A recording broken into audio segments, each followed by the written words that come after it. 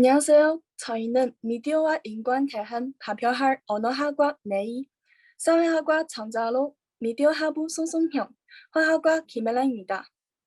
본격적인 발표 앞서 여러분께 질문 하나를 드리겠습니다.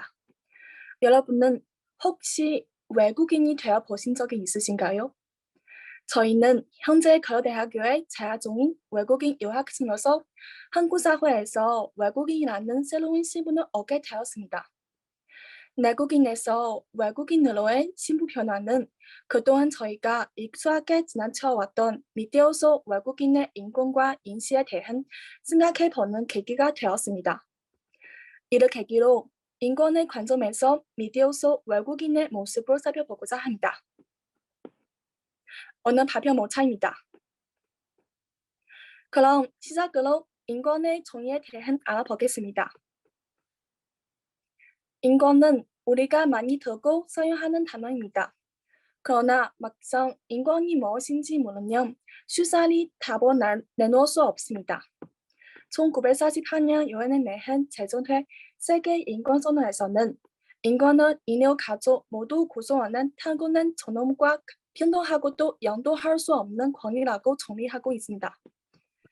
이는 인간의 권리는 넘어 인간이 되기 위한 권리, 인간이 가져야 하는 다양한 권리라고 표현하는 것이라고 해석되기도 합니다. 이를 정리하면 인권은 우리가 인간으로서 가질 수 있는 권리를 가리키는 것입니다. 인간의 구체적인 내용은 인간의 존엄과 가치, 평등권, 자유권, 참정권, 정보권 등이 있습니다. 그리고 인권의 영역에서는 노인 인권, 아동 인권, 장애인 인권, 여성 인권, 이주민 인권 등이 있는데요. 이 중 저희는 외국인의 인권을 중심으로 이야기해 보겠습니다.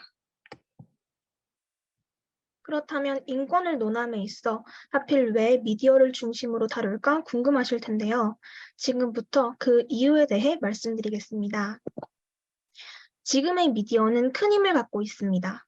SNS, 인스턴트 메신저의 이용률은 계속 상승하고 있습니다. 특히 인스턴트 메신저 이용률은 86.4%로 국민 10명 중 8명 이상이 해당 미디어를 이용하고 있음을 알 수 있습니다. 다음은 미디어 기기 보유율 현황입니다. 디지털 TV는 95.6%로 상당히 높게 나타나고 있습니다. 미디어 이용 시간은 2022년 7시간 32분으로 미디어는 우리의 일상이며 우리는 우리도 모르는 사이에 미디어가 지배하는 세상 속에 살고 있습니다. 미디어 이론가인 마샬 맥루아는 미디어의 이해라는 책에서 미디어는 메시지다 라고 말했습니다. 미디어가 단순한 커뮤니케이션 도구가 아닌 인간의 감각과 능력을 확장하는 도구이자 메시지가 된다는 주장입니다. 이러한 미디어의 메시지는 인간의 인식과 세계관을 바꾸게 되는 역할을 합니다. 조지 거브너의 문화개발 효과 이론에서는 수용자가 매체를 통해 현실을 인식하기 때문에 미디어가 대중들의 생각을 구성하는 데 있어 직접적이고 강력한 영향을 미친다고 주장하며 미디어 효과의 중요성을 말했습니다. 기술의 발달로 인해 미디어의 양적 증가는 사람들의 미디어 이용 시간을 늘리고 의존도를 높이게 되었습니다. 나아가 커뮤니케이션 방식 자체의 변화를 야기하게 됩니다. 과거의 미스 미디어는 콘텐츠 생산자와 소비자의 뚜렷한 구분으로 인해 생산자에게 주도권이 부여될 수밖에 없었습니다. 반면 현대의 인터넷 기반 서비스에는 생산자와 소비자의 상호작용성이 증가합니다. 이와 함께 전문적인 콘텐츠가 생산되고 콘텐츠 생산자와 소비자의 경계가 점차 모호해지고 있습니다. 이로 인해 과거에 비해 정보의 생산과 유통이 투명해지고 다양성이 증가한다는 긍정적인 측면이 존재하지만 부작용이 속출하였습니다. 무분별한 콘텐츠의 생산 및 파급으로 인해 정보의 과잉 생산을 야기하고 지나친 경쟁으로 인한 하향 평준화, 자극적인 콘텐츠의 증가와 같은 부작용이 나타나며 미디어의 인권 침해라는 문제를 초래하였습니다. 일부 프로그램에서는 이주민 여성자가 안타깝게 보이도록 연출합니다. 이러한 연출은 특정 국가에 대한 왜곡되고 부정적인 편견을 강화시킬 수 있기에 조심해야 합니다.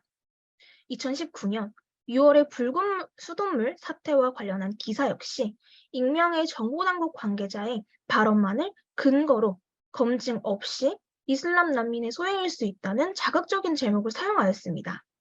해당 기사는 비판과 논란이 일자 바로 삭제되었습니다. 그러나 무고한 이들이 받은 상처는 지워지지 않죠.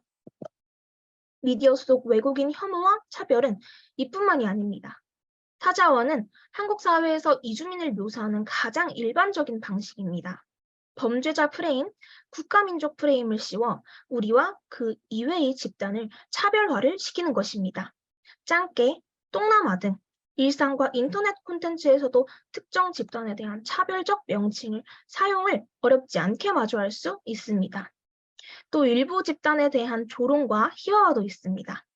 약자에 대한 조롱과 희화화가 콘텐츠의 소재가 되는 순간 유머는 유머가 아닌 폭력으로 변질되게 됩니다. 마지막으로는 일부 외국인 집단에 대한 미디어 속 제노포비아로 대표되는 혐오 정서가 확산되고 있습니다. 이즘 저희는 미디어 속 외국인에 대한 휘하의 사례를 자세히 살펴보고자 합니다. 물론 외국인을 소재로 한 모든 콘텐츠가 해당 외국인 집단에 대한 조롱이나 비하의 의미로 보기는 어렵습니다. 다만 미디어가 큰 힘을 지닌 만큼 자칫 유머가 조롱이나 휘하화로 비치지 않도록 조심해야 합니다. 이를 위해 아래 사례들을 준비했습니다. 과거 외국인 특유의 한국어 발음을 흉내내거나 그쪽 문화에 대한 이해 없이 따라하여 재미로 소비하는 경우 휘하와 논란이 뒤따랐습니다. 위 사례들을 보고 이게 과연 논란까지 될 일인가라는 생각이 드실 겁니다. 저희 팀원이 다나카 관련 콘텐츠를 시청하며 저에게 의리가 느끼기에 재미있는 콘텐츠지만 당사자인 일본인의 입장에서는 어떻게 받아들이냐라고 질문을 했었습니다. 사실 저도 다나카라는 캐릭터를 유쾌하게 받아들였습니다. 그렇지만 모든 일본인이 저처럼 생각하지는 않습니다. 다나카라는 캐릭터에 대한 대중이 관심이 커지고 영향력이 커진 만큼 높은 잣대가 적용될 수밖에 없다고 생각합니다. 다음은 해외 사례입니다.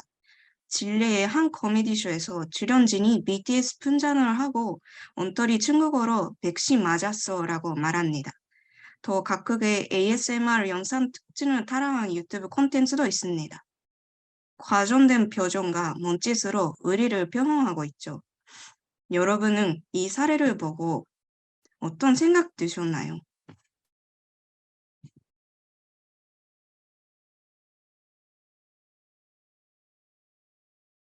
제3자의 입장일 때는 유쾌하게 넘길 수 있던 콘텐츠들이 우리가 희화화의 대상이 됨에 따라 묘한 불쾌감을 갖게 합니다. 이와 관련해 실제 미디어 속 인권에 대한 우리 인식을 조사해 보았습니다. 조사는 6월 30일부터 7월 6일까지 일주일간 총 43명을 대상으로 실시하였습니다. 먼저 앞의 사례들처럼 미디어에서 발생하는 인권 침해 여부에 대해 질문해 보았습니다. 자국 미디어에 대해서는 74%가 인권 침해가 발생한다고 응답했고, 타국 미디어에서는 88%라는 다소 높은 수치가 나타났습니다. 자국 미디어의 외국인 인권 침해 정도에 대한 답변을 보시면 정도가 비교적 고르게 분포되어 있는 것을 알 수 있습니다. 반면 타국 미디어에서의 자국에 대한 인권 침해에 대해서는 심각하다라는 의견이 지배적이었습니다. 다음 이 표에서 유독 눈에 띄는 점은 자국 미디어에서 발생하는 인권 침해에 22%의 응답자가 신경 쓰이지 않았다라고 답한 것입니다. 반면 자국민에 대한 인권 침해에 대해서는 단 2%의 응답자만이 신경이 쓰이지 않았다고 답했고, 대다수의 응답자는 불편한 감정을 느꼈다고 했습니다. 자국 미디어에서 발생하는 인권 침해에 대해서는 크게 신경을 쓰지 않는 반면 타국이 자국에 대한 인권 침해에 대해서는 강한 불편감을 느끼고 있음을 유추할 수 있습니다. 미디어의 외국인 인권 침해에 맞서 어떤 행동을 취하고 있는지 묻는 질문에 절반에 가까운 49%의 응답자가 아무런 행동을 취하지 않는다고 답했습니다. 자국민이 인권 침해에 맞서서는 그래도 절반 이상의 응답자가 적극적으로 행동을 취하는 것으로 보입니다. 인권은 선택이 될 수 없고 차별은 이견이 아니라는 상식입니다. 그들이 입장이 되어야만이 함께 공감할 수 있다는 점이 한편으로 씁쓸하기도 하지만 역지사지를 기본으로 상호 존중과 존엄한 가치를 인정하는 일이 일상화되고 소통한다면 어느새 변화는 시작될 것입니다. 이제는 우리가 변화해야 할 차례입니다. 먼저 미디어 수용자에서 생산자의 영역까지 확장하게 될 우리는 미디어를 어떻게 바라봐야 할까요? 우선 미디어의 왜곡된 진실을 인지하고 현명한 방식으로 수용해야 합니다. 미디어의 편견과 혐오, 인권 침해를 어떻게 방지할 수 있을지 고민하고 세상을 변화시킬 목소리를 내야 합니다. 나아가 전반 콘텐츠의 생산과 유통에 책임감을 가지고 참여해야 할 것입니다. 이러한 목소리에 누군가는 별게 다 불편하다, 하나하나 다 따지면 피곤해서 어떻게 사나, 웃자고 한 말에 죽자고 달려든다 라고 반응할 수도 있습니다. 웃자고 한 농담에 우리가 과민 반응하는 것뿐일까요? 한번 내뱉은 말은 되돌릴 수 없습니다. 웃자고 하는 말이라고 해서 모든 발언을 허용할 수는 없습니다. 이러한 상황에서 미디어는 어떻게 나아가야 할까요? 지금 대한민국 미디어의 위상은 과거와 몹시 달라졌습니다. 높아진 위상만큼이나 인권과 관련해 높은 잣대가 적용되고 있습니다. 과거에는 그럴 수 있었던 표현들이 지금은 틀린 경우가 많습니다. 대중을 사로잡기 위해 이슈를 쫓고 이슈를 제작하는 것은 어찌 보면 미디어의 본능이라고 할 수 있습니다. 그럼에도 미디어가 앞으로 나아감에 있어 변치 말아야 할 근본적 입장이 있습니다.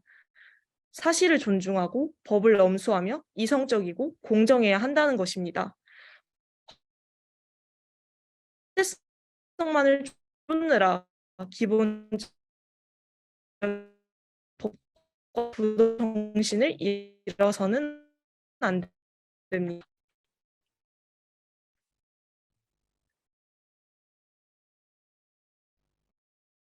상대방의 입장에서 생각해 몹시 중요합니다. 다만 변화를 만들어내기 위해서는 생각하는 것에 그치지 않고 행동해야 합니다.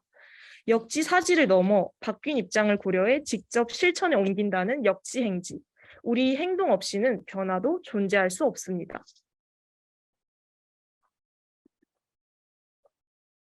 방송통신심의위원회의 방송심의에 관한 규정에는 다음과 같은 문구가 있습니다.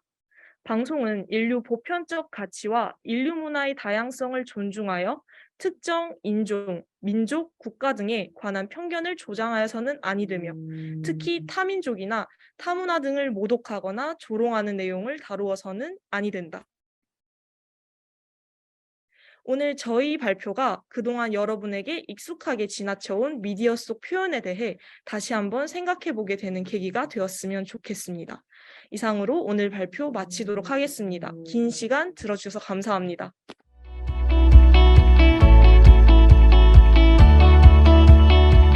네, 안녕하세요. 이번에 철학과 기술 발표를 맡은 철학과 2학번 윤봉량입니다.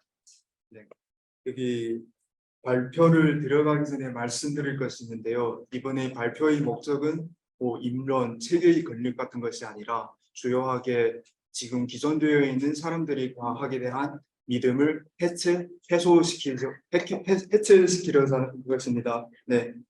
그리고 이 목차를 보시다시피 우리 발표 내용은 크게 두 개 부분으로 나눌 수 있습니다. 첫 번째로는 기술 고고학과 성찰이고 두 번째로는 기술 발달에 대한 철학적 논쟁들입니다. 먼저 기술의 고고학과 성찰부터 말씀드리도록 하겠습니다. 현대의 사람들은 기술로서 목적을 만족시킵니다. 고대에서 이러한 역할을 맡은 것은 무술이겠습니다. 그러므로 기술은 고대에서 무술로 나타났다고 말할 수 있습니다. 이어서 나타나는 문제는 무술이란 무엇인가? 무술은 초기 인류 문명에서 매우 보편적인 활동이었습니다. 문자 기록이 있는 역사이드니 시대 수천 년 전에 인도, 바빌론, 이집트, 그리스, 로마, 중국 지역에서 아주 유행되었고 기사, 정술, 도산, 질병 치료 등등 사회의 모든 영역에 무술이 걸쳐 있었습니다. 무술은 초자연적인 신비한 힘을 빌려 어떤 사람과 사물에 영향을 미치거나 통제를 가하려고 항상 특정한 의식을 통해 특정한 목적을 충족시키기 위해 어떤 초인적인 힘을 이용하고 조종하는 것입니다.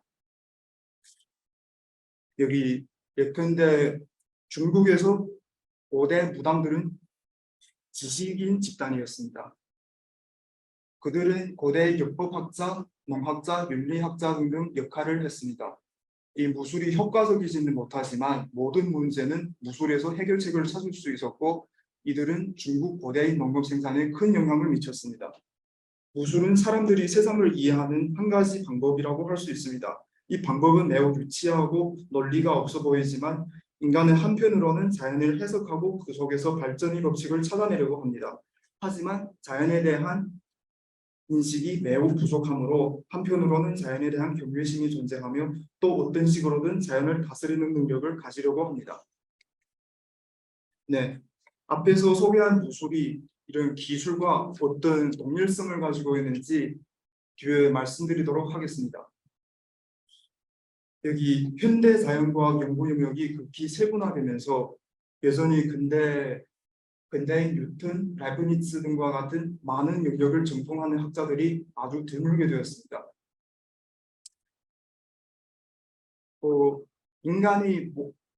인간 모두의 지식은 확장되고 있지만 개인의 지식은 아주 좁은 대로 유지되고 있는 것입니다.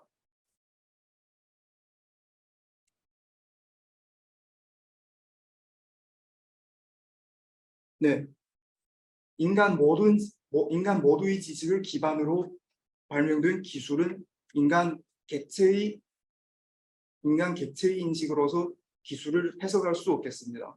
그러므로 요즘 핸드폰, GPS, 요즘에 시행되는 챗GPT까지 우리가 이 기술에 대한 이해는 우리가 입력한 거하고 수출한 것뿐입니다. 예컨대 챗GPT라면 우리가 여기에 입력하고 챗GPT가 이걸 계산해 가지고 우리에게 이 결과물을 우리에게 주는 것입니다. 우리의 기술이 최종 사용자일 뿐 기술의 과정에는 아는 것이 적거나 혹은 없다고 말할 수 있습니다. 그러므로 우리가 입력과 수출 중간에 무엇이 있는가 하면 바로 우리의 믿음이 있겠습니다. 무술의 과정에도 인간의 믿음이 깃들어 있습니다. 이런 각도로 볼 때면 무술과 기술이 일종의 동일성이 있다고 말할 수 있겠습니다. 네, 말리노프스키가 마법, 과학, 종교와 신화에서 이렇게 말한 적이 있습니다. 무술은 언제나 일정한 목적과 인간의 본능, 욕구와 사업이 밀접하게 연결되어 있기 때문에 과학에 가깝다.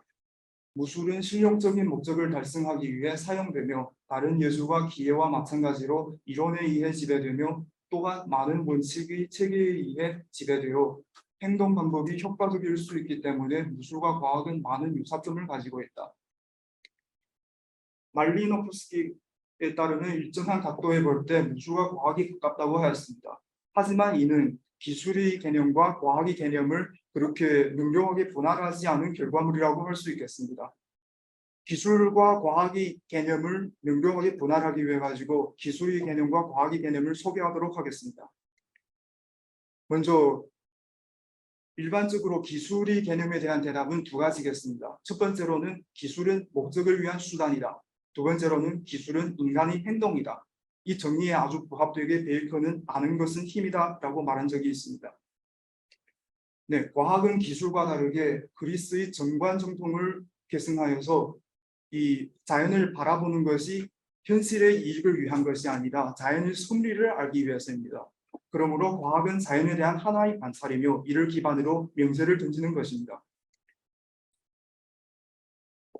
그러므로 그 말리노프스키 그 말에 기반하고 또 기술과 과학의 개념을 분할한 여기에 기존하여 기술이 무술과 더 가깝고 무술도 인간이 한목적적인 수단이며 인간의 행위임을 알 수 있습니다. 네, 아까 그 현대 자연과학이 급기 세분화되면서 뉴턴, 라이프니츠 등과 같은 많은 영역을 정통하는 학자가 적다고 했는데요. 예컨대 같은 물리학을 연구하는 학자라 해도 서로의 세분 영역이 다르므로 서로의 논문을 이해 못할 때가 많습니다. 지금 이런 영역과 영역 사이의 이런 장벽을 깨뜨릴 수 있는 하나의 가능성이 나타나는데요. 바로 챗GPT겠습니다. 지금 챗GPT는 소용돌이처럼 인류의 모든 지식을 흡수하고 있습니다. 이런 흡수로서 인류 지식과 지식 간의 장벽을 챗GPT 안에서 모두 다 무너뜨리고 있습니다. 챗GPT 안에서 이런 장벽을 무너뜨림으로 인간에게도 이런 지식과 지식의 장벽이 없어지게 될 것입니다. 이 장벽을 대신하여 인간에게 다가오는 것은 새로운 장벽, 암과 모름의 장벽이었습니다. 아까 우리는 기술이 최종의 사용자이므로 우리가 챗GPT에서 아는 것도 최종의 지식이므로 이 지식이 산출되는 이 과정을 모르므로 우리는 이 지식에 대한 이 과정을 알 필요도 없고 알 동력도 없게 될 것입니다. 그러므로 챗GPT가 어떤 지식의 유토피아를 가져오고 있는데 이런 유토피아가 바로 우리 인간이 수요되는 것일까 의문스럽습니다. 네. 다음은 나머지 발표는 박이 하구님께서 이어나가도록 하겠습니다.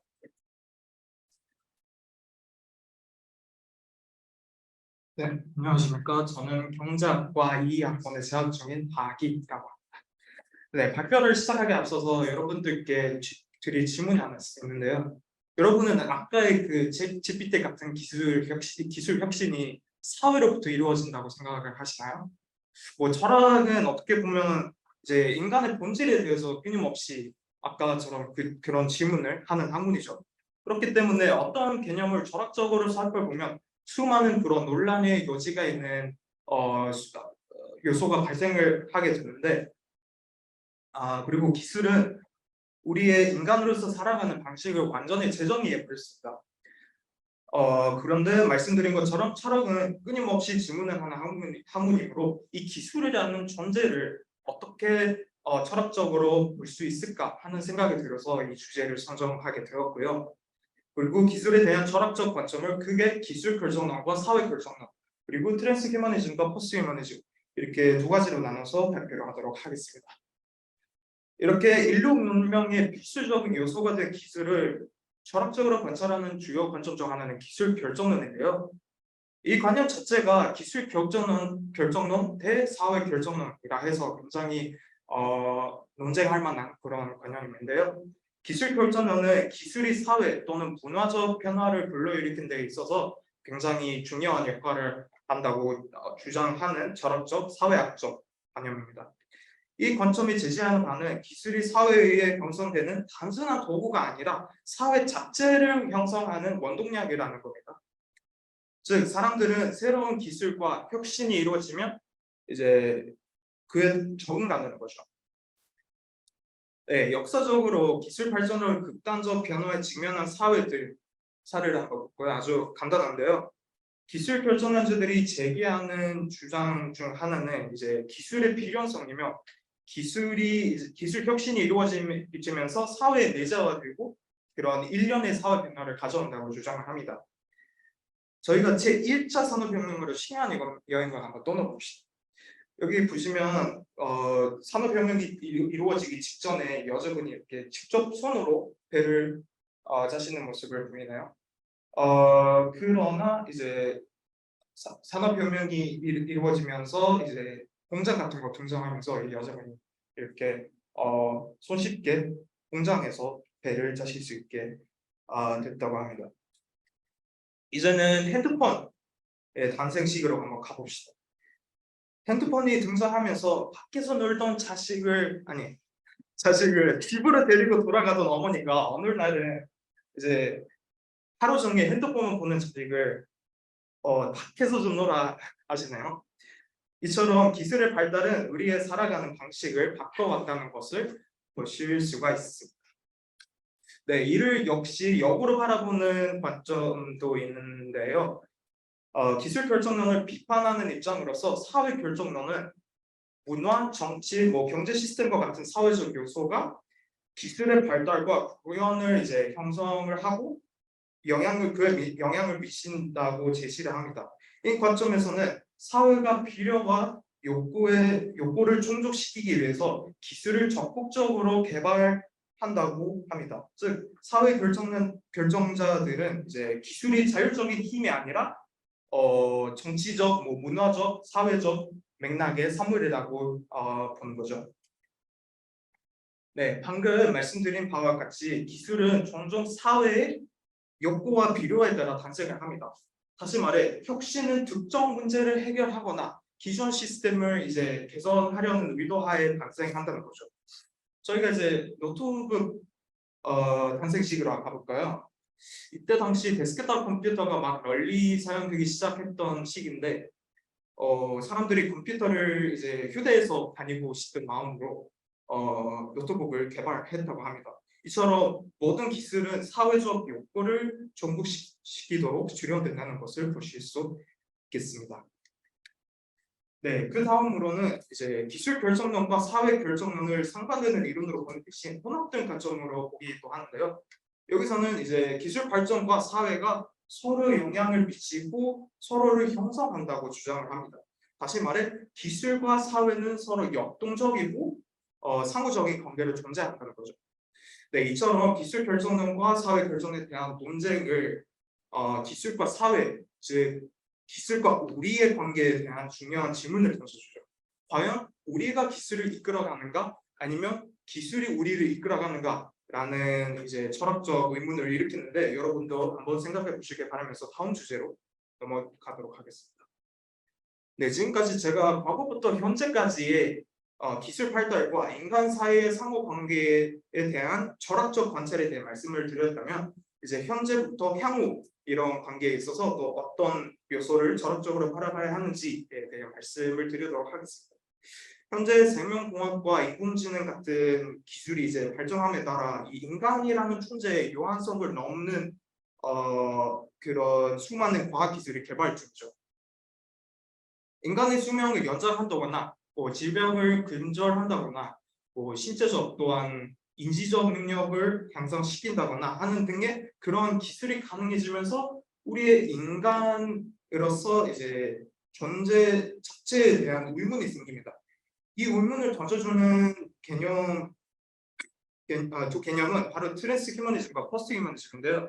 트랜스휴머니즘은 첨단 기술의 통합을 통해 인간의 능력을 향상시키는 것을 목표로 삼는다면 반면에 포스트휴머니즘은 전통적인 인간의 개념 이제 그걸 넘어서서 인간 존재의 경계를 넘어선다는 개념이죠. 여기 보시면 첫 번째 사진은 엑스마신이나 두 번째 사진은 고스트 인 더 쉘이라는 영화 장면들인데 이 영화 두 편을 보시면 이 두 개념에 대해 더 확실히 알게 되실 수 있을 거라 믿습니다. 네, 이 두 개념은 이제 다양한 철학적 전통에서 역사적 무리를 잡는데요. 주요 이론 중 하나는 이제 인간의 한계를 초월하는 존재인 오버맨 또는 오버맨의 개념을 구상한 니체라고 합니다. 네, 이 개념은 이후의 트랜스휴머니스트와 포스트휴머니스트의 사상의 발전의 토대가 되었다고 합니다. 앞서 말씀드렸다시피 트랜스휴머니즘은 휴머니즘을 넘어 인간을 개량하는 기술을 받아들인다는 개념입니다. 철학적 관점에서 볼 때 인간의 조건을 이제 본질을 함부로 조작하는 것이 불러일으킬 수 있는 결과에 대해 이제 중요한 질문을 제기해 줍니다. 일부 철학자들은 이 개념을 비판하면서 그러한 급진적인 변화가 인간의 균형성 같은 것을 이제 훼손하고 개량된 사람과 개량되지 않은 사람 사이에 이제 새로운 계급 구분으로 이어질 수 있다고 주장도 하는데요. 더불어 신체 향상 기술의 가용성이 기존의 사회적 불평등을 악화시킬 수 있기에 동의 여부, 공정성 및 평등을 둘러싼 그런 윤리적 문제도 조례를 한다고 봅니다. 포스트 휴머니즘은 이 위에 인간 개량이라는 개념을 넘어서서 근본적으로 인간 능력을 초월해 더 이상 인간이라 부를 수 없는 그런 존재의 가능성을 즉 정통적 인간 중심적 관점에 도전해 새로운 형태의 지능과 존재의 가능성을 당부를 하는 거죠. 트랜스 휴머니즘은 휴머니즘과 포스트 휴머니즘 사이에 존재하는 개념이기에 포스트 휴머니즘도 마찬가지로 철학적 관점에서 뭐 인간 의식의 본질, 정체성의 본질, 뭐 그런 근본적인 질문을 제기해 줍니다. 또한 도덕성에 대한 우리의 이해와 인간, 기계, 뭐 포스트 휴먼이라는 존재 간의 상호작용에 적용할 수 있는 새로운 도덕적 프레임워크의 주변에 대한 재평가를 하도록 해줍니다. 네, 이처럼 이 두 철학적 개념은 윤리적으로도 고려할 요소가 많죠. 의도치 않은 결과, 뭐 개인의 자율성의 상실, 사회 구조에 대한 영향, 첨단 기술의 허용 가능성 같은 이제 윤리적 문제는 신중하게 고려해야 할 것이라 생각이 드는데요. 그러기 위해선 윤리적 프레임워크와 규정은 신체 향상 기술의 책임감과 뭐 공평한 배포 등을 보장을 하고 이 기술로 발생할 수 있는 위험으로부터 보호할 수 있게 개발되어야 한다는 생각도 들고요.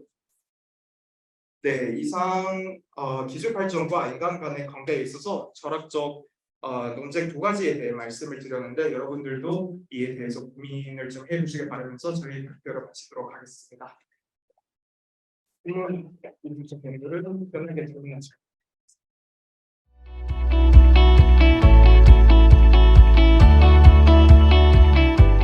네, 안녕하세요. 저희는 우리가 예술이 저희 아마르 자야 시시마 줄다움입니다.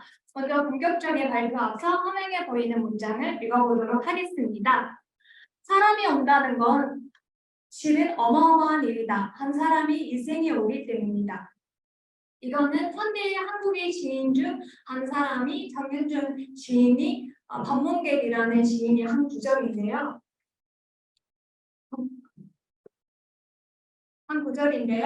한 사람을 안다는 것, 새로운 사람을 안다는 것은 그 사람이 일생 전체를 안다는 것과 같다는 의미고요. 한 사람을 안다는 것은 그만큼이 대단한 일이라는 것입니다. 저희는 이 구절을 이렇게 바꿔서 얘기해 보겠습니다. 한 점의 그림이 온다는 건 실은 어마어마한 일이다. 한 사람이 세계에 오기 때문이다. 예술 작품도 마찬가지입니다. 우리 눈앞에 있는 그림이 그냥 그림이지만은 그 그림을 통해서 작품 그 자체만 알게 되는 것이 아니라 작가가 살았던 시대까지 다 이해하게 됩니다. 결국 한 점의 그림을 통해서 한 사람이 세계를 경험하는 것이 바로 예술 작품 감상의 가치인 것입니다. 그래서 오늘은 저희가 구스타프 클림트 키스라는 작품을 통해서 예술 작품을 감상함으로써 얘기해 보겠습니다. 발표 목차는 화면에 보이는 것과 같습니다. 저런 부분에서 저희가 구스타프 클림트 키스라는 작품을 선정하게 된 이유에 대해서 소개해 보겠습니다. 본론 부분에서는 이 작품의 감상과 해석을 브로드맨이 비평 4단계에 따라 소개하고자 합니다. 그리고 결론 부분에서는 우리 삶에서 예술은 왜 필요한지에 대해서 생각해보면서 발표를 마치려고 합니다. 여러분들이 이 그림을 봤을 때 가장 먼저 어떤 단어가 떠오르십니까? 사랑, 봄, 세상? 이 그림은 바로 구스타프 클림트 키스라는 그림인데요. 작가는 이 그림을 통해서 연인이 사랑을 보여주고자 했습니다.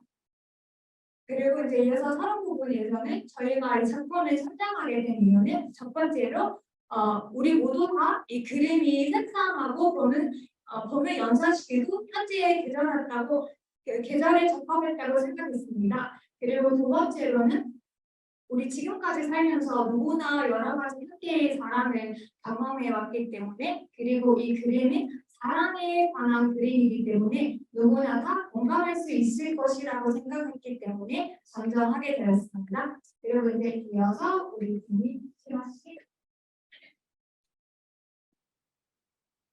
예, 감사합니다. 네, 그럼 이제부터 첫 단계로부터 본격적으로 그림을 감상해 보도록 하겠습니다.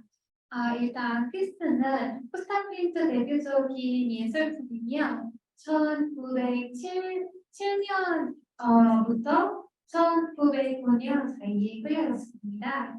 이 시기는 이른바 한국 시계인데 금가루를 재료로 사용한 작품을 만드는 데 말합니다. 피스는 하루 세로 180 cm 크기가 매우 큽니다. 이렇게 한 권 접혀 있는 작품인데다가 크기가 매우 커서 관찰할 때 아주 압도적인 느낌을 느껴집니다. 네, 이 작품 끝과 한가운데서 서로를 따뜻하게 안고 있는 두 인물을 두 연인의 모습을 묘사하고 있으며 여자는 무릎을 꿇고 남자에게 기대어 있으며 평화롭게 눈을 감고 있으며 그리고 그 눈치에 다져 있는 듯이 머리를 뒤로 젖히고 있습니다. 남자는 그런 여자가 바닥에 떨어지지 않도록 그녀를 얼굴과 허리를 감싸고 동시에 자기 몸을 기대하면서 여자를 키스하려고 하는 것을 보입니다. 여자가 손을 남자의 어깨에 놓여 있으며 고급스러운 예복을 입고 있는 두 사람의 몸은 서로 얽혀 있는 것처럼 보입니다. 네, 여자는 얼굴은 붉고 맨발이며 남자는 푸른하고 노을로 된 왕관을 쓰고 있습니다. 이것은 두 인물의 연기 사이에 명백한 하나의 대조인데요. 또 하나는 여자의 부드럽고 섬세한 표정과 모습과 달리 남자는 얼굴도 보이지 않고 예복은 검은색과 회색으로 된 가학적인 지사각형 패턴으로 뒤덮여 있으며 지배적인 분위기를 보여줍니다. 반면에 여성의 머리와 예복은 바닥에 핀 야생화 모양과 색이 다른 끝으로 덮여 있습니다. 그리고 자세히 이렇게 부단히 남자가 여자의 머리에 쓰게 하려는 것은 명문함의 의미가 담긴 에델바이스 것과 유사가 있습니다. 네. 그리고 이 작품에 대한 또 하나의 흥미로운 사실은 프랑스의 두 인물은 옷을 완전히 차려입고 있는데도 1900년대 초사회에서는 이 작품을 음란물이라고 했고 작가는 비난과 질타를 받기도 했다는 것입니다. 그러나 프린트는 인간의 감정을 탐구하고 자기 자신의 욕망을 표현하는 것을 부러워하지 않았으니 다른 예술가들 사이에서 많은 찬사를 얻었고 시대를 뛰넘는 사랑의 모습을 전하는 데 주목했습니다. 또 하나의 프린트가 사용했던 기법은 그가 사회에서 반발과 비난을 받았던 또한 이유였습니다. 그것은 키스를 포함하여 그의 많은 작품들에서 프린트는 금 재료를 사용했기 때문입니다.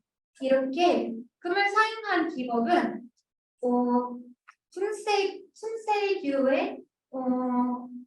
중세교의 모사이크같이 비잔틴 제국의 신성한 예술 작품들 사용했기 때문입니다. 당시의 지배층에게는 일반 화가가 이러한 기법은 활용한다는 것이 못마땅했던 모양이 있습니다. 실제로 크림트는 1903년 이탈리아 여행을 하던 중 라베나 산비탈리아 성당의 전목을 묘사한 한금을 묘사하게 감명을 받은 사실이 또 있습니다. 이뿐만 아니라 또 피스의 가장 분명한 특징은 다른 예술품과 달리 물감 톱칠하여 질감을 입히지 않고 전체적으로 변형하며 이러한 방식은 일본의 우키요에 영향을 받아서 그랬다고도 합니다. 이렇게 뒷배경도 없이 옷조름도 없이 오려붙이기도 한 듯한 느낌이 듭니다. 네, 그 다음은 다음 해석 단계에서는 작품에 숨어 있는 의미를 탐구해 제작 배경과 작가의 의도와 말하고자 하는 주제를 알아보도록 하겠습니다. 우선 어떠한 작품이 만들어진 이유를 하려면 작가의 과거와 성장 과정을부터 살펴봐야 합니다. 그래야 작가의 의도와 말하고자 하는 주제들까지 이해할 수 있습니다. 일단 구스타브 핀트는 오스트리아 중산층 가정에서 태어났으며 금색 분업자였던 아버지에게서 금방을 다루는 기술을 익혔습니다. 1876년에 클린트는 피아노 예술 학교에서 장학금을 받아 나중에 유명한 예술가가 되었으며 후부르크 극장의 강단과 같은 중요한 점수를 크리드로 의뢰되었습니다. 그 결과는 클린트 정화상을 수상했고 이로써 자신의 정량과 스타일을 평가하는 데 더 많은 자신감을 갖게 되었습니다.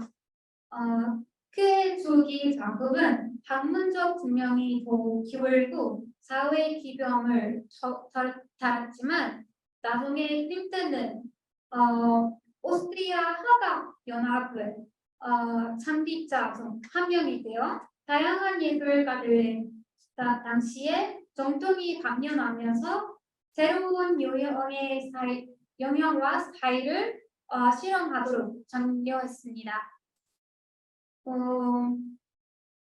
그럼 그 제작한 배경은 1903년에서 이탈리아 라비나 지역 여행을 하면서 우연히 비잔틴 모자이크 아까 보여드렸던 비잔틴 모자이크 작품을 보고 깊은 감명을 받았다고 한데요.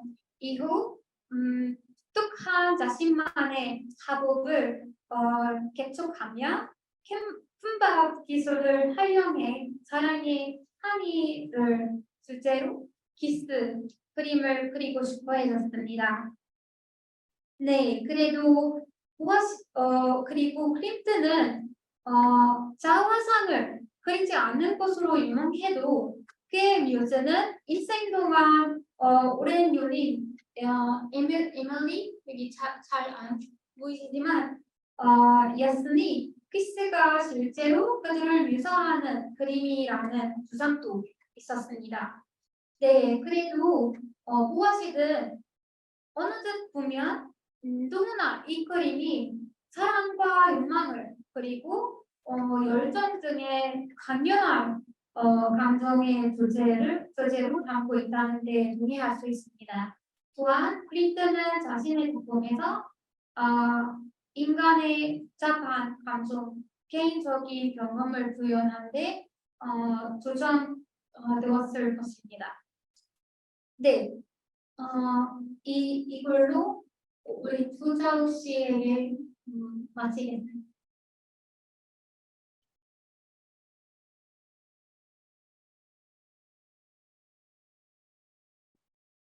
네, 감사합니다.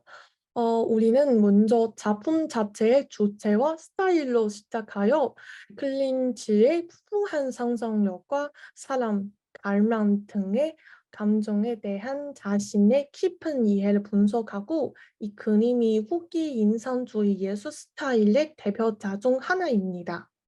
작품의 핵심이 인간 내 감정과 내면의 체험을 표현하는 것이기에 작가의 관심도 거기에 맞춰져 있습니다. 방금처럼 밝은 색채와 빛, 마음의 느낌을 감조하는 예술적 기법을 통해 사람, 격정, 갈등 등 강렬한 감정을 표현한 작품으로 클림트의 작품에게 사람, 친밀관계, 선 등에 주목한 대표적인 테마 중 하나로 꼽히고 있습니다. 이것은 또한 이 작품이 예술사에서 중요한 위치를 차지하게 만들었습니다.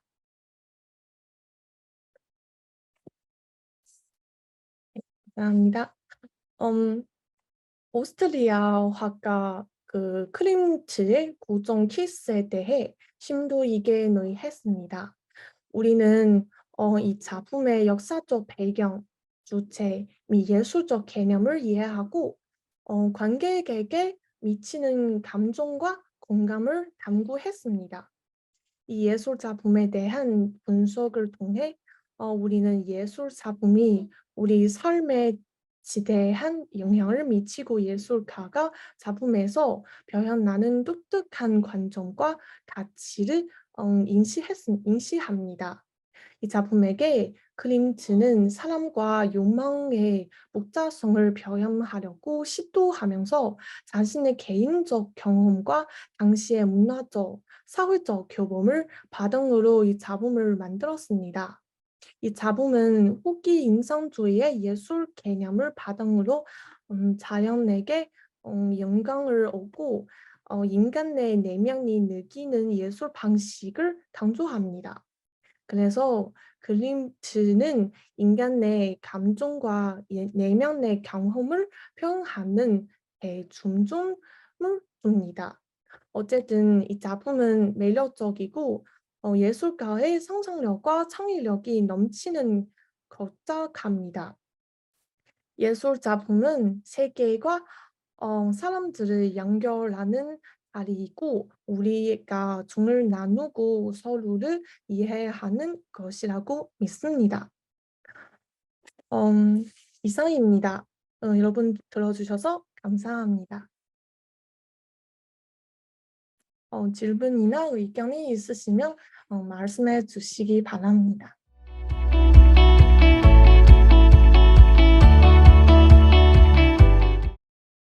안녕하세요. 저희는 오늘의 흑식과 리더십 발표를 맡은 우리 기억해서입니다. 저는 경영학과 A학번 비교입니다. 그러면 저희가 준비한 내용에 대해 발표를 시작해보도록 하겠습니다. 여러분 혹시 아인슈타인의 다음 말을 들어보셨나요? 다른 결과를 원하면서 같은 방식으로 계속 일한다면 그것은 제정신이 아닌 것이다. 다시 말해서 다른 결과를 원한다면 다른 방식으로 일해야 한다. 즉 격신해야 한다는 뜻으로 의미로 해석했는데요. 그만큼 혁신이 중요하다는 말이죠. 그런데 구체적으로 혁신이란 무엇일까 우리가 이렇게 외칠 정도로 혁신이 필요한 이유를 설명해 드리기 위해서 저는 모두에게 잘 알려진 챗GPT를 주제로 선정했습니다. 차부터 보시면 먼저 간략한 배경 설명부터 시작해서 챗GPT로 보는 혁신, 이어서 챗GPT의 장점과 한계, 챗GPT의 전망, 그리고 챗GPT와 리더십까지 얘기해서 우리 결론까지 간략한 결론으로 발표를 마무리하겠습니다. 우선 혁신의 정의를 살펴보자면 혁신이란 새로운 것을 창조하는 것이 아니라 기존의 것을 새롭게 하며 가치를 창출하는 것입니다. 혁신이 다들 아시는 것처럼 거창한 개념은 아니고 예를 들어 전화로 이루어지는 음식 주문이 배달앱으로 이루어지는 것 그리고 결제 방식 현금에서 카드로, 가게에서 모바일로 바뀌는 것 등이 있습니다. 다들 흔히 하는 기술 혁신뿐만 아니라 조직 문화, 비즈니스 모델, 그리고 조직 관리 및 인적 자원 관리 시스템 이 등 모든 사회 영역에서 혁신이 가능합니다. 최근 들어 화제가 됐던 혁신적인 기술 중 하나 챗GPT는 사회의 큰 큰 위험을 일으킬 수 있다는 것을 다들 인정하실 것 같은데 이러한 위험을 감수할 정도로 저희가 혹시 사회의 혁신이라는 것이 꼭 있어야 할까요? 그걸 이해하려면 먼저 현재 디지털 플랫폼들의 한계점을 알아야 할 것 같습니다. 먼저 기존 플랫폼들이 특정한 질문이나 주제에 대한 답변을 듣기 어려울 정도로 주제 범위가 굉장히 제한적입니다. 사진을 보시면 사용자가 클릭하는 방식으로 이미 준비되어 있는 답변을 제공하는 경우가 많죠. 그리고 AI 플랫폼이라는 오직하냐 사람이 만든 기술이기 때문에 고의적인 잘못된 정보로 인해 부정확하거나 편향된 정보가 자주 일어납니다. 그리고 마지막으로 하나의 플랫폼이 여러 가지 언어로 대화하는 것이 안 되면 다른 언어를 구사하는 사람들의 접근성을 제한할 수 있습니다.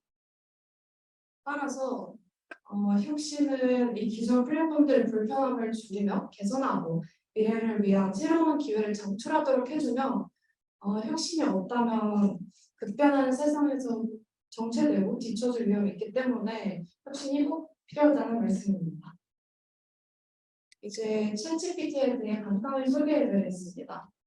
최근 AI 기술이 급격히 발달하면서 인간과 인공지능 간의 상호작용이 굉장히 중요하게 여기기 시작했고 이런 상황에서 오픈AI라는 기업은 인간과 자연스럽게 대화할 수 있는 AI 모델을 출시하기 위해서 노력했습니다. 그 결과로 2022년 11월 30일에 챗GPT 모델이 출시하게 되었습니다. 챗GPT는 입력된 문장을 이해하고 그에 맞는 응답 문장을 생성해서 자연스러운 대화를 수용할 수 있는 대화형 인공지능 챗봇 기술입니다.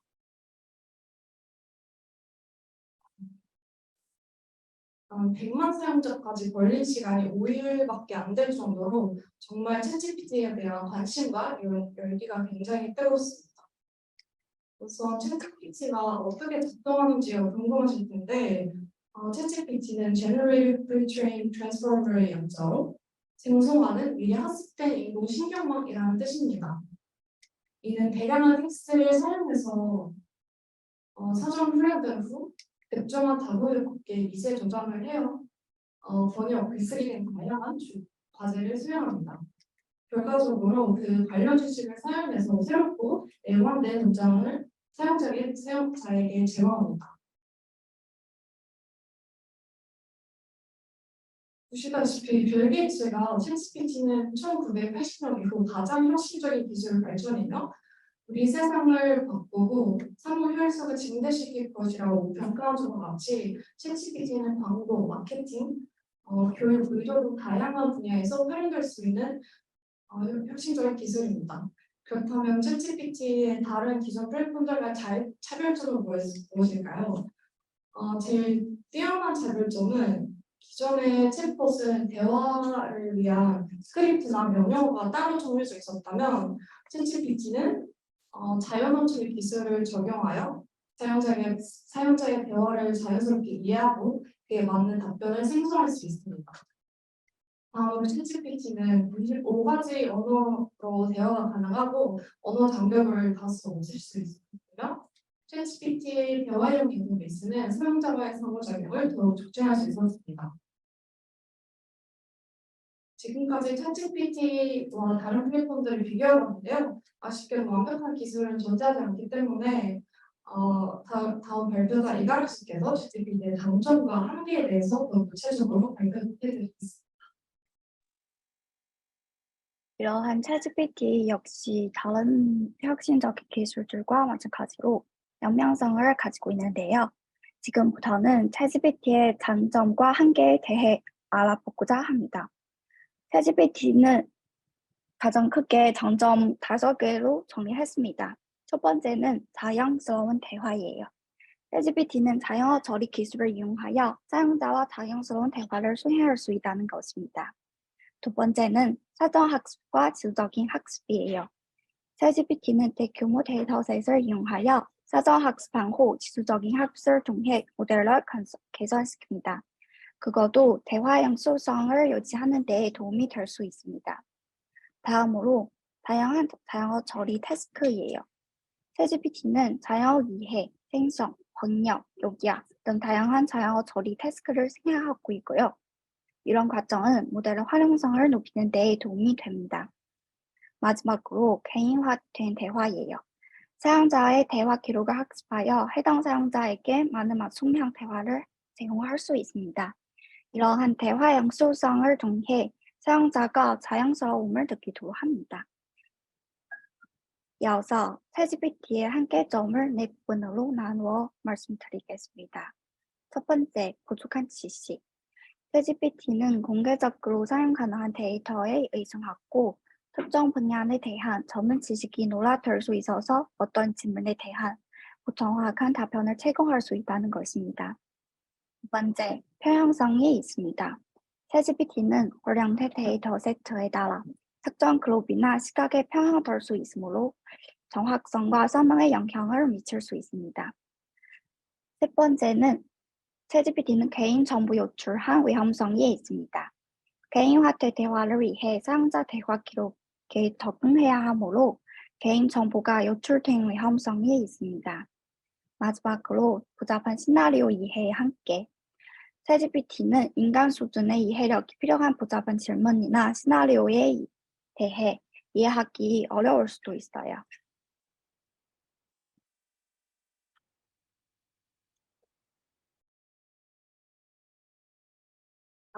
네, 다음으로 챗GPT의 전망에 대해 발표를 맡게 된 은민하인입니다. 챗GPT의 전망을 크게 두 가지 측면,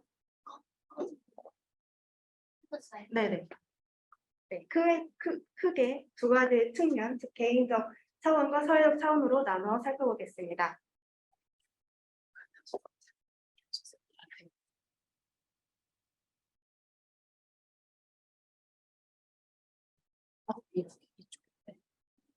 우선 개인적 차원에서 살펴보자면 첫 번째는 챗GPT는 개인별 맞춤 학습 자원을 제공할 수 있다는 것입니다. 이용자는 챗GPT를 이용하여 이용자의 학습 진도 흥미에 따라 자신의 가장 적합한 학습 콘텐츠를 선택할 수 있으며 동시에 챗GPT는 어마어마한 학습 데이터, 문헌 및 지식 데이터베이스를 통합하여 학습자에게 더 포괄적이고 실질적인 학습 자원을 제공해주기도 합니다.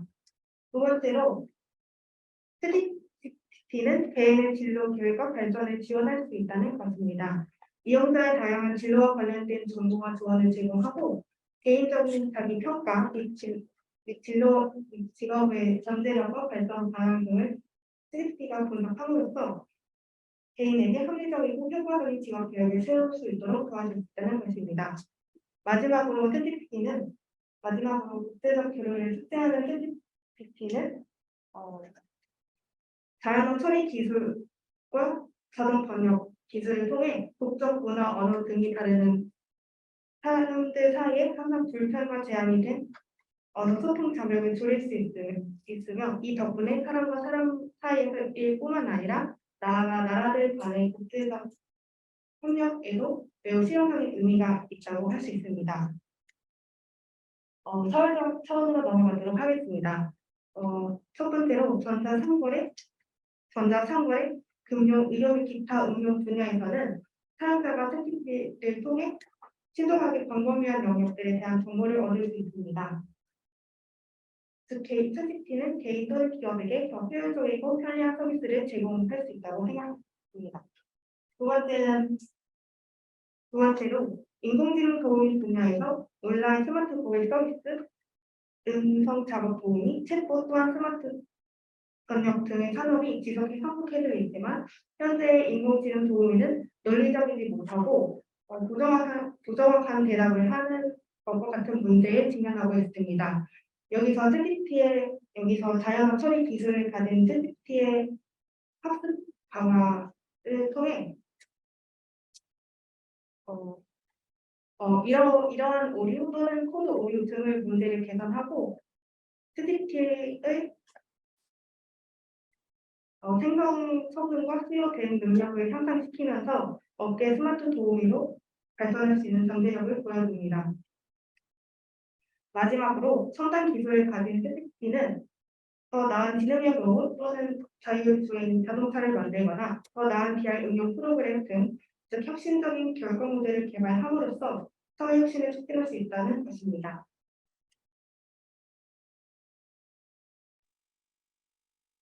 다음에 우리는 챗GPT와 함께 미래 사회의 혁신을 이끌 리더십에 관해 이야기하고자 합니다. 현재 세상은 기술 혁신과 빅데이터의 시대를 맞이하고 있습니다. 이러한 특징으로 미래 사회의 혁신을 이끌기 위해 리더는 어떠한 능력을 갖춰야 할까요? 여러분이 어떻게 생각하시는지 모르겠지만 먼저 혁신 기술의 이해와 활용이 필수적입니다.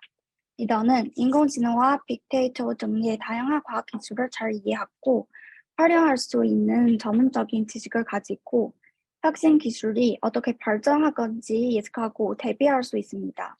더 나아가 금융 분야에서는 고객 데이터를 분석하여 고객의 선호도와 욕구를 이해하면서 시장 욕구에 맞는 제품과 서비스를 개발하는 데 도움이 됩니다. 다음으로 새로운 기술 동향과 시장 변화를 적시에 이해하고 도전하는 능력이 필요합니다. 리더는 변화를 예측하면 열의 마음으로 변화와 도전을 대비할 필요가 있습니다. 이를 통해 효율성을 높이면 혁신과 경제력도 추진할 거예요. 예를 들어 인공지능의 발전은 새로운 산업과 비즈니스 기회를 가져왔거든요.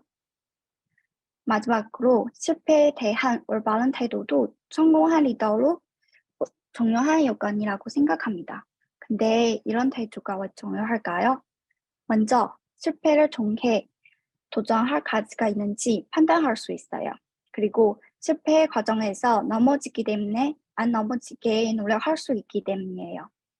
또 하나는 리더가 실패에 대한 좋은 자세를 보인다면 모범이 될 수 있어서 다른 사람도 실패를 두려워하지 않고 노력하겠습니다. 바로 실패는 성공으로 가는 찌짐줄이라는 말이에요. 기존 플랫폼에서 벗어났고 챗GPT와 같은 혁신적 기술을 적극적으로 받아들여야 하는 이유에 대해 한번 살펴보도록 하겠습니다. 간단하게 요약하면 다음과 같습니다. 첫 번째, 현재 우리는 기술 시대를 살고 있습니다. 인공지능과 같은 핵심 기술은 미래 디지털 경제의 핵심 원동력 중 하나가 될 것으로 예상됩니다. 이러한 기술을 적극적으로 활용하면 효율성을 높이고 비용을 적금하며 수익을 높이는 데 도움이 될 수 있습니다. 두 번째, 기업은 새로운 영역을 확장하고 새로운 비즈니스 모델과 가치를 창조할 예정이에요. 마지막으로 혁신적인 기술을 활용하여 서비스를 개선하거나 제품을 업그레이드하면 고객과 장기 관계를 유지할 수 있어요. 이와 같은 이유로 우리는 챗GPT와 같은 혁신적 기술을 적극적으로 받아들여야 기존 플랫폼에서 벗어나도 좋은 것 같습니다. 기술 시대를 적극적으로 대처하고 기업의 경제력을 높이기 위해서 혁신 기술을 적극적으로 발전시켜야 합시다.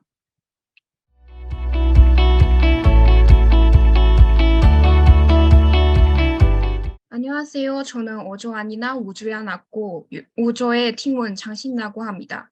그리고 오늘 발표는 시작하겠습니다.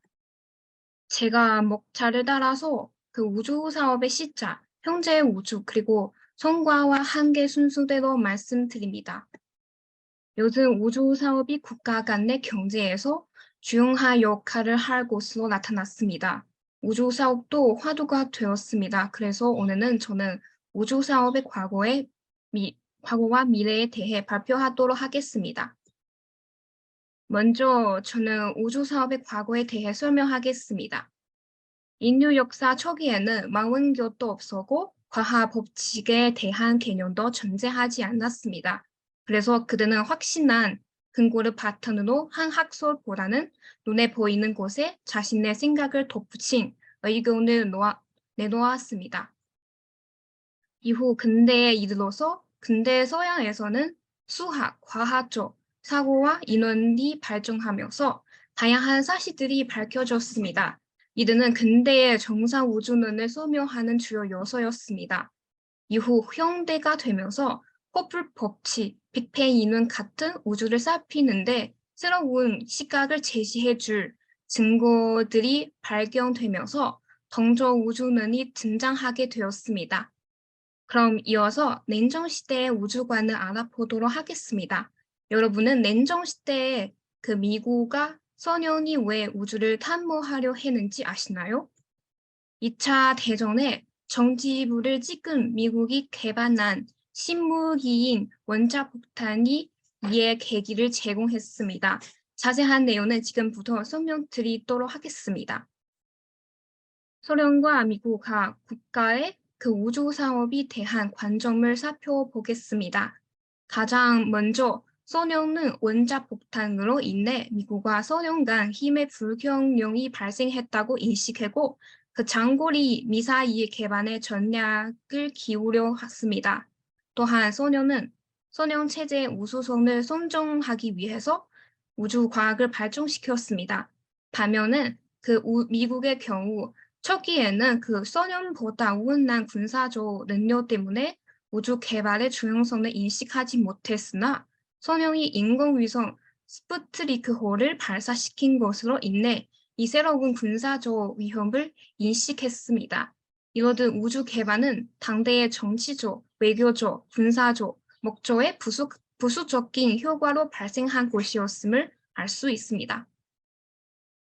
미국과 소련은 늘 경제만 한 것이 아니었습니다. 그중 대표적인 것이 1975년에 앞으로 소유즈 테스트 프로젝트였습니다. 이 프로젝트 이후로 두 나라의 경제 관계가 해소되어 합력 관계로 바뀌게 되었습니다.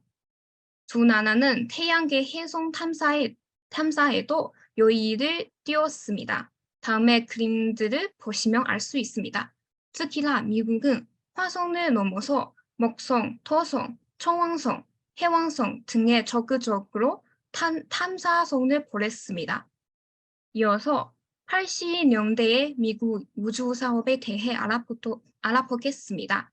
아폴로 계획에 대한 그 미국의 지원 1970년까지 적극적이었지만 달 착륙에 성공한 이후 1980년대 중반부터 미국 정부의 예산 지원이 상가되면서 우주 사업화 시대가 도래했습니다. 그럼 지금부터 민간 공립 국제 기업을 중심으로 현재 우주에 대해 소개하겠습니다. 여러분이 알고 있는 우주 사업 관련 기업 번호는 어떤 것이 있습니까? 그러면 이제부터 간단히 민간 기업 대표에 대해 설명하겠습니다. 먼저 한국의 한화 에어로스페이스에 대해 소개하겠습니다. 2022년 10월 한국형 발사체 누리호의 기술을 이전 발전 민간 기업으로 선정되었습니다.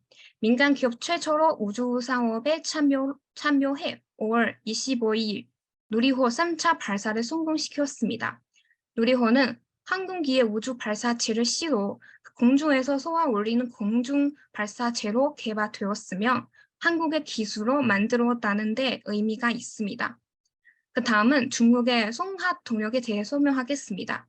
송하 동력은 저비용 상호 공간 발사 사업의 정상, 핵심 제품 및 서비스로는 소형 거체 발사체인 세리스 시리즈와 재사용 가능한 중형 액체 발사체인 테라스 시리즈 등이 있습니다.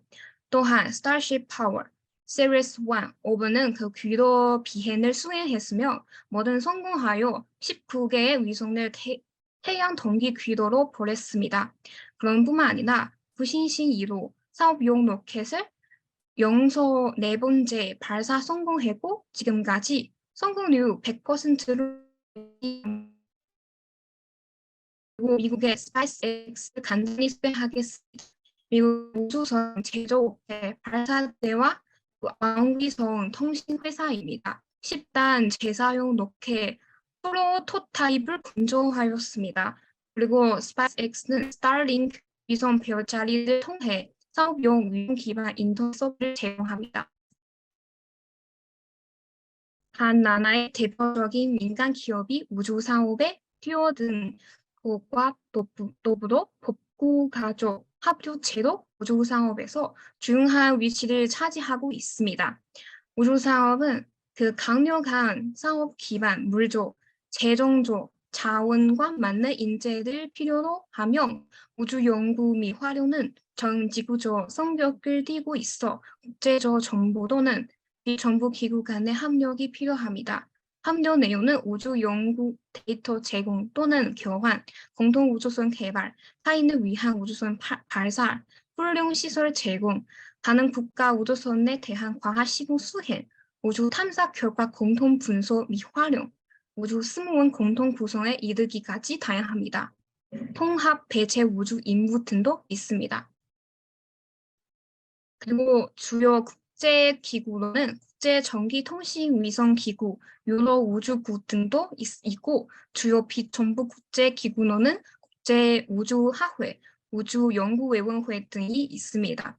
또한 세계기상기구, 국제전기통신연합 등 많은 국제 기구들도 국제우주 협력 추진에 적극 기여하고 있습니다.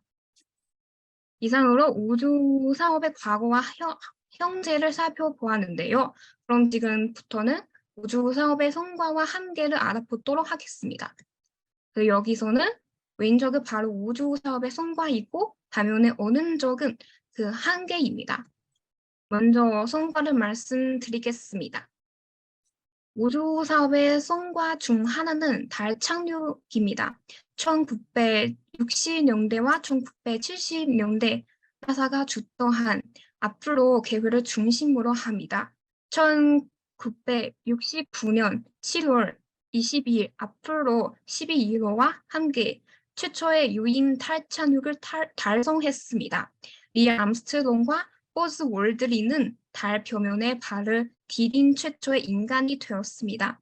이 성과는 달의 지진에 대한 우리의 이해를 높이고 과학적인 실험을 수행하면서 5번의 달 착륙에 성공하였습니다. 민간 우주 비행의 배경은 그 우주 탐사의 최초와 미국과 소련의 냉전 경쟁으로 거슬러 올라갈 수 있습니다. 최근 몇 년 동안은 우주 사업은 상업적인 우주 비행 벤처 사업의 증가를 목격했습니다. 그리고 사업이 확장되고 그 상호 우주 회사가 성장함에 따라 더 많은 공용 기회가 나타날 가능성이 있습니다. 또한 민간 우주 비행은 점점 국제력이 합력과 파트너십을 포함합니다. 이것은 국가 간의 경제적 유대와 무역을 촉진합니다. 그리고 우주에서의 구체적인 협력을 통해 외교적, 경제적 이익을 창출할 수 있는 잠재력을 가지고 있습니다. 다음은 위성 서비스입니다. 위성은 통신, 일기예보, 내비게이션, 지구 관측, 재난 관리 등과 같은 필수적인 서비스를 제공합니다. 이러한 위성 기반 서비스는 상당한 경제적 가치를 가지고 통신, 농업, 교통, 환경, 모니터링을 포함한 여러 부문에 영향을 미칩니다. 그렇지만 우주 사업에는 한계점도 물론 있는데요. 먼저 우주 쓰레기 문제는 지구 궤도에 사라진 위성 그리고 다른 물체들이 축적되는 것을 말합니다. 이러한 물체는 그 진행 중인 우주 운영과 우주 탐사의 미래에 중대한 도전과 잠재적 위협을 제기합니다. 우주 쓰레기는 주로 우주에서 인간의 활동에 의해 발생합니다.